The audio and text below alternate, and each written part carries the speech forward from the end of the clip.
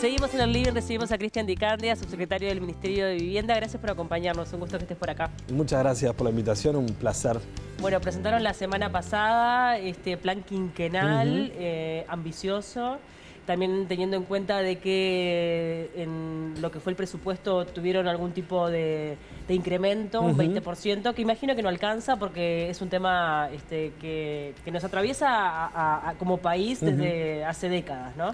Sí, absolutamente. Tuvimos en este marco un poco de restricción presupuestal y de cuidado de los números que ha hecho el gobierno en las circunstancias actuales, un incremento presupuestal de casi un 20% en términos relativos comparado con el periodo anterior, que obviamente, como tú decís, no alcanza para solucionar toda la problemática del acceso y la permanencia en la vivienda, y hago referencia al acceso y a la permanencia porque, como conversábamos anteriormente, no es solamente el acceder a una vivienda nueva o una vivienda usada, sino que muchas veces la problemática de la vivienda es poder permanecer en la vivienda que uno vive por falta o necesidad de instrumentos que te permitan sostenerla, mantenerla, repararla, y en muchos casos por los precios del alquiler que representan en la población uruguaya un margen grande en los ingresos de las familias.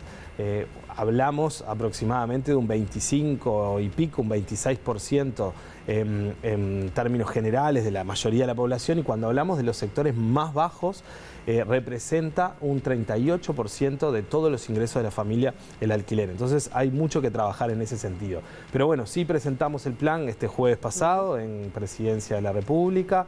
El plan tiene 5 lineamientos estratégicos que te diría, para hacerlo fácil para quienes nos están viendo, que busca ayudar atacando dos poblaciones principalmente objetivos. Obviamente una es la vulnerabilidad más extrema, la emergencia habitacional más compleja, que representan casi 670 asentamientos en todo el Uruguay, concentrados un 75% en el área metropolitana, y por otro lado las clases medias y medias bajas que muchas veces tienen un ingreso, tienen capacidad de pago en alquiler, pero no tienen lo suficiente para pagar un alquiler decoroso, o ese alquiler representa mucho en sus ingresos, o puede pagar una cuota pero no tiene capacidad de ahorro previo, como pasa muchas veces, que el mercado financiero te pide para poder acceder a ese préstamo, a ese capital, un ahorro previo importante. Entonces esos son los dos públicos objetivos. Lo que elaboramos es una caja de herramientas. Como me gusta decir, que el plan es tener muchos planes, porque cada familia es un mundo, sí, claro, y cada territorio es distinto. También ha cambiado mucho en términos culturales, demográficos, la composición de la familia. En el año 85 vos tenías 3,5, casi 4 personas por familia, y hoy en día están menos de 2,5, tendiendo a bajar, con muchísimos hogares monoparentales, con hogares unipersonales, bueno, con familias ensambladas que generan ciertas dificultades, por ejemplo, en la construcción de una vivienda, y familias separadas que hacen precisar las mismas prestaciones en dos casas donde antes tenías una sola. Y bueno, toda la política de vivienda tiene que dar respuesta a eso, ¿no? Quiero arrancar hablando, bueno, de los sectores más vulnerables, de los asentamientos, un problema que está muy instalado. El gobierno pasado, en la calle Pou, había prometido terminar con los asentamientos. Sabemos que eso es algo un tanto utópico, que es muy difícil de que pueda pasar. Te leí en una nota del Observador en donde, bueno, vos también reconocías algunos errores por parte del Frente Amplio en la modalidad de realojo de asentamientos. ¿Cuál es la mirada hoy con bueno, todo este aprendizaje? Sí, lo primero es mirar con honestidad la situación y saber que es muy compleja y que no alcanzaría el presupuesto que nosotros quisiéramos pedir para solucionar la cuestión social de los asentamientos, porque es mucho más profunda la pobreza multidimensional que solamente construir un hogar. Sí. Uno puede construir la vivienda, pero si no hay un trabajo y un proceso social de acompañamiento anterior, durante la obra y posterior, si no hay oportunidades después de integración social, de incorporación al mercado de trabajo, esa vivienda no termina de resolver todo.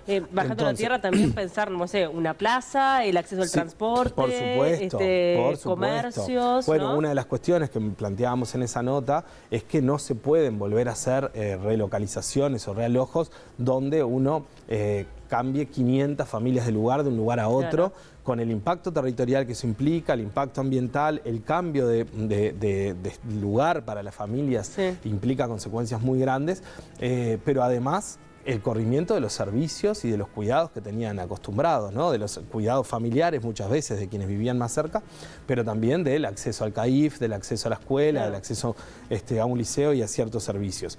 Estos son procesos muy largos.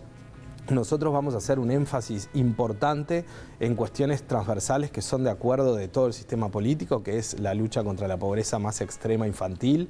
Tenemos un compromiso allí de trabajar donde existan niños y niñas menores de 5 años. El presidente y el sistema público de vivienda por ahora, hasta que aparezca un nuevo nombre, le ha dado a llamar el mientras tanto, que es bueno, ¿qué hacemos con esos niños y niñas que nacen en estas situaciones tan complejas? Porque capaz que para cualquiera de nosotros o quienes nos están viendo, 5 o 6 años cambia la vida, pero más o menos tenemos la misma edad. En un niño es determinante. En un niño es determinante de su desarrollo cognitivo, de su desarrollo físico, de la capacidad de tener ciertas relaciones sanas en términos sociales. Entonces estamos con la DINISU, que es la Dirección Nacional de Integración Social, que abarca el Plan Juntos, el Plan Avanzar y el Plan Mejoramiento de Barrios, generando licitaciones para poder tener módulos o soluciones que permitan rápidamente allí donde nazcan esos niños poder colocar algún tipo de solución hasta tanto se dé ese realojo definitivo a una vivienda.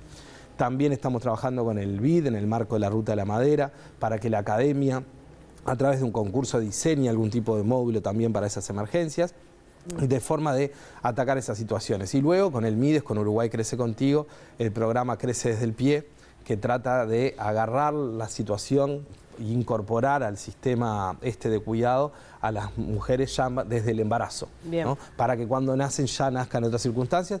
Eso empezamos con 60 casos de aquí a febrero, que son pocos, pero un número suficiente como para poder medir y evaluar cómo funciona, dimensionarlo en febrero, escalarlo y ver, costearlo también, ¿no? A ver cuánto. Y en materia de asentamientos, ¿cuáles son las prioridades? También teniendo en cuenta de que por lo general lo de vivienda es una política de Estado y que uno no puede sobre la marcha hacer determinados cambios, ¿no? O sea, estamos hablando de la gente y de dónde está viviendo. Nosotros en este momento mantuvimos la cartera de proyectos que se generó en el 2024. Ustedes recordarán que en el 2022 se creó el Plan Avanzar. El Plan Juntos se mantuvo el periodo pasado. En el 23 se crea el Fideicomiso de Integración Social y Urbana, donde se colocan cierta cantidad de fondos, y en el 2024 empieza ese proyecto, esa cartera de proyectos. O sea que es prácticamente nueva, por ende seguimos con esa cartera de proyectos que junto con las que tiene el Plan Juntos y el Plan Mejoramiento de Barrios estamos llegando a casi 200 puntos en todo el país, son 20.000 hogares, 11.000 en Montevideo y 9.000 en Montevideo, y a medida que esos proyectos vayan terminándose, se van incorporando otros que se van a ir armando en el Ministerio momentáneamente.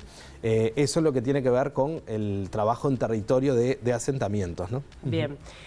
Hablando, un poco del otro público objetivo, ¿no? Ese que es trabajador, que de repente no puede acceder a un ahorro, no puede acceder en algunos casos a un préstamo, también teniendo en cuenta de que hay un nivel de endeudamiento muy grande en Uruguay.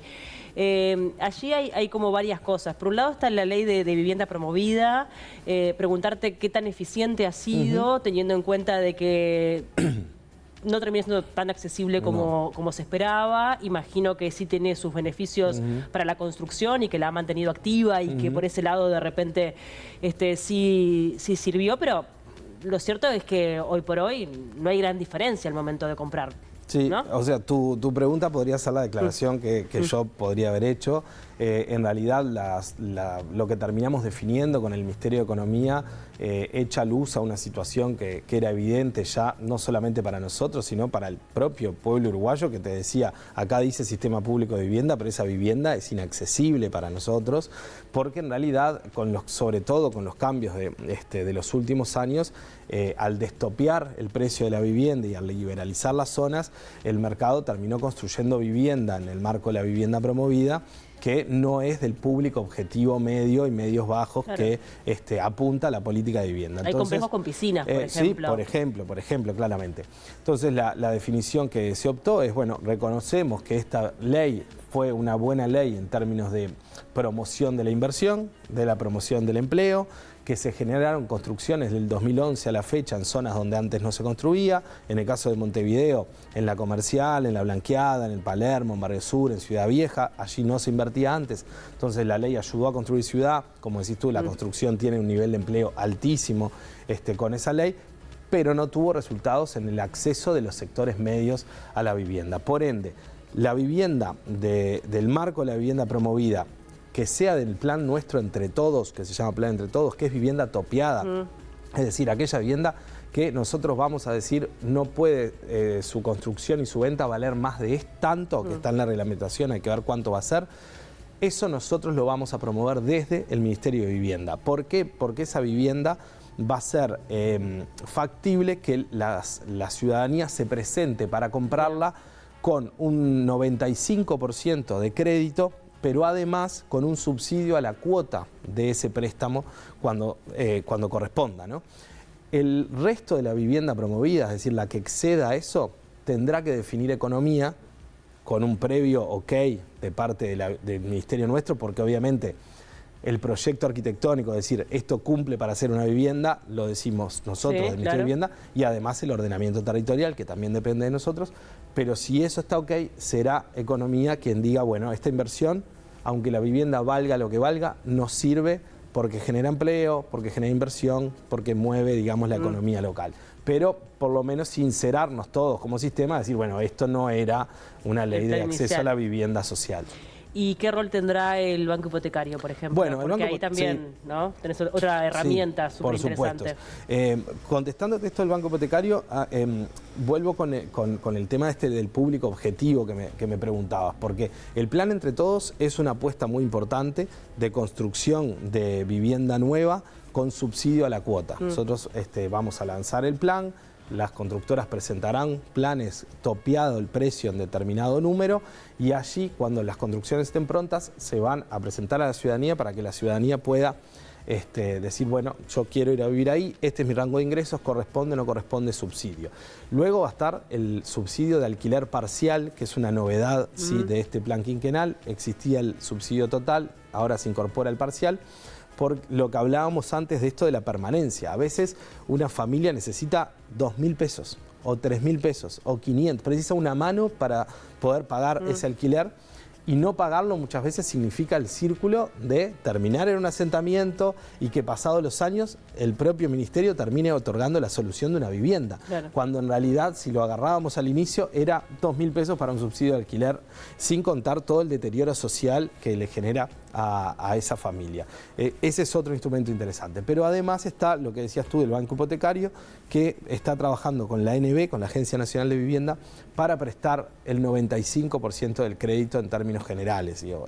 Hoy en día el mercado financiero anda entre el 80 y el 85%, el BHU estaba llegando al 90% en algunos casos, vamos a extenderlo hasta el 95% para que el ahorro previo no represente tanto. Bien, ¿y cómo se accede a este tipo de beneficios? Bueno, porque en definitiva, claro, a veces uno escucha a las autoridades hablar de todas las ideas. ¿Cómo hago? Está perfecto, pero además está bien porque hay que aclarar a la población de que el Ministerio de Vivienda ni la ANB pueden dar un subsidio o una vivienda directamente a una persona por una situación particular, porque además, lógicamente, sería una situación clientelar. Sí. No corresponde que yo le diga, bueno, le voy a dar a Paula porque entiendo que capaz que sí, capaz que toda su situación corresponde que le dé. Pero son procesos que se deben claro, cumplir. Tiene que llegar, las situaciones particulares, complejas, nos llegan a nosotros a través de convenios, o con el INAU, o con el INISA, o con el MIDES, o con InMujeres, o Fiscalía, que nos dice, bueno, esta situación hay que atenderla, entonces nosotros no es que la estemos decidiendo desde allí. En los casos de extrema vulnerabilidad, en los territorios donde la situación es de realoj o de trabajo para mejorar el barrio, ahí la demanda ya está dada por sí. Los equipos sociales del ministerio o de las intendencias, los gobiernos departamentales, son los que definen, bueno, este reloj hay que hacerlo o el territorio precisa un mejoramiento de barrio y de vivienda. En los casos de los sectores medios y medios bajos tienen que anotarse cuando nosotros este presupuesto esté votado. Cuando se reglamenten estos programas, se van a hacer llamados, por ejemplo, para subsidio de alquiler, para subsidio parcial de alquiler, bien, para compra de vivienda con subsidio, para compra de vivienda usada con subsidio, y a través de esos planes se van a presentar o a través de la página web o de las oficinas. ¿Eso va a ser a partir de enero? Bueno, claro, el presupuesto y el plan rige a partir del 1 del 26.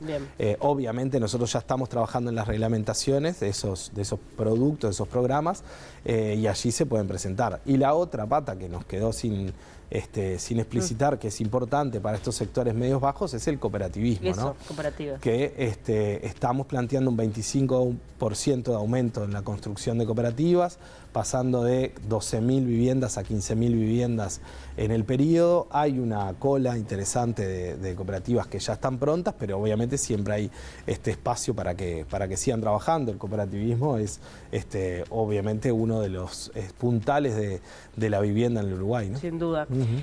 También lo cierto es que hoy tenemos una gran cantidad de viviendas que están vacías, ¿no?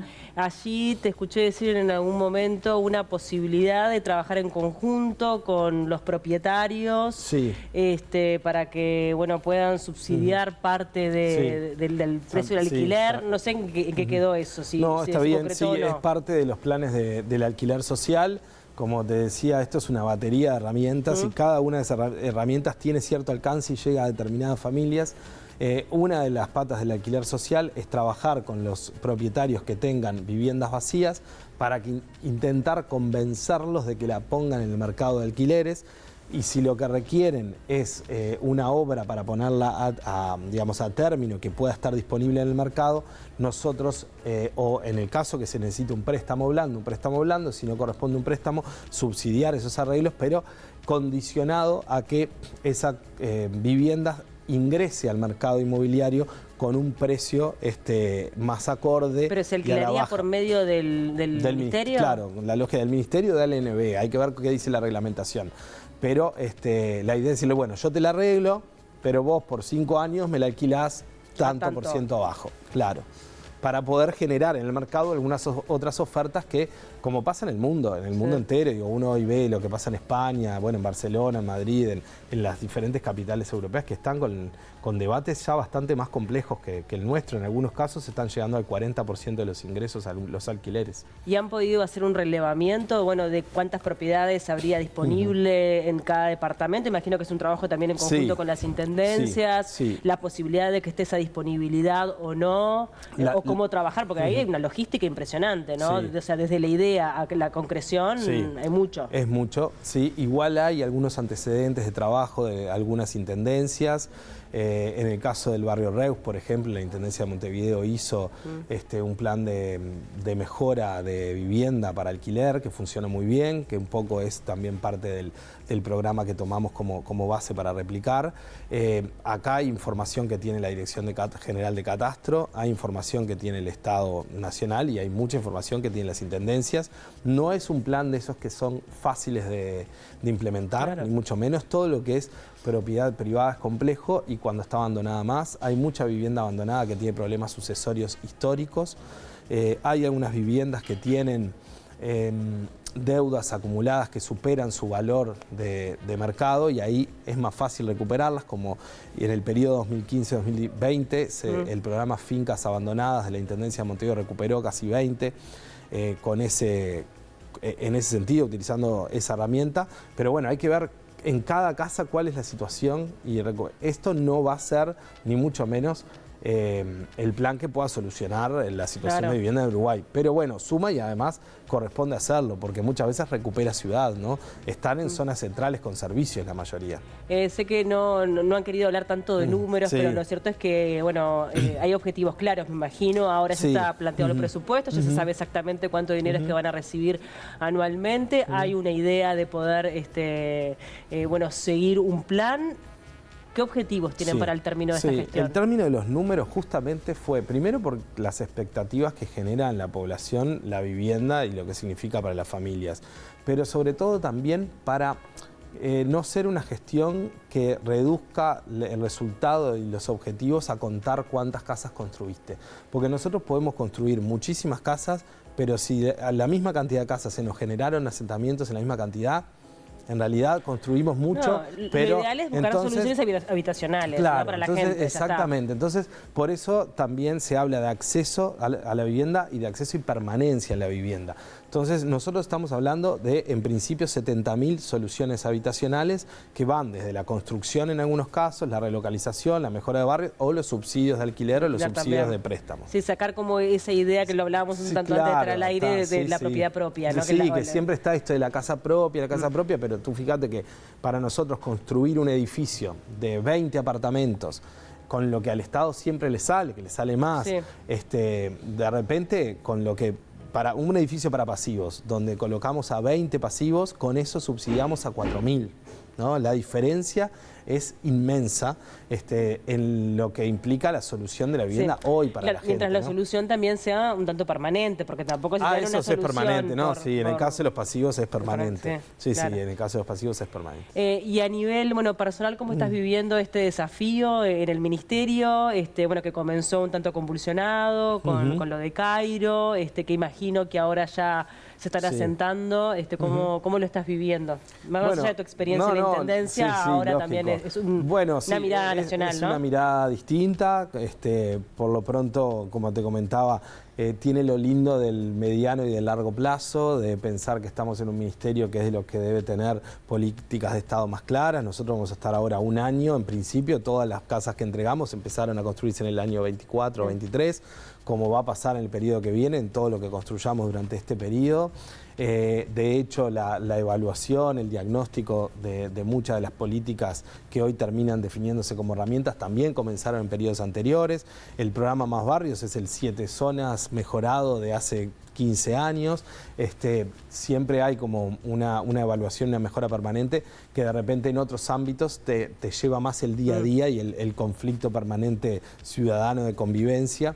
También es un ministerio que recorre y reúne políticas que hacen al sistema político todo y que en general hay un acuerdo social y político de que son prioridades, ¿no? Más allá de que el gobierno lo haya puesto como una prioridad, transversalizar con la pobreza infantil es una prioridad también de todo el sistema político. Entonces, en ese sentido te hace trabajar con mayor respaldo en términos partidarios de todo el sistema político, con una demanda ciudadana que es, la verdad, muy dura. Llegan permanentemente situaciones que son muy complejas y que uno tiene que ponerse una coraza un poco y aclarar esto de que uno a dedo no puede solucionar situaciones, y por eso lo reitero tantas veces, porque salgo de acá y hay algún vecino que te encuentra y te plantea una situación. Pero bueno, también los desafíos, al ser tan inmensos e intensos, cada vez que resultás algo son alegrías muy lindas, ¿no? Entregarle llaves a la familia debe ser de las cosas más lindas que ha tocado. ¿Y modificó un poco los planes que tenían desde el comienzo el hecho de que Cairo le haya dejado? Bueno, sí, perdón que no lo vi a propósito, me fui a la experiencia personal. En realidad siempre genera, digamos, un movimiento en términos humanos, ¿no? A los equipos cuando suceden situaciones de esta naturaleza.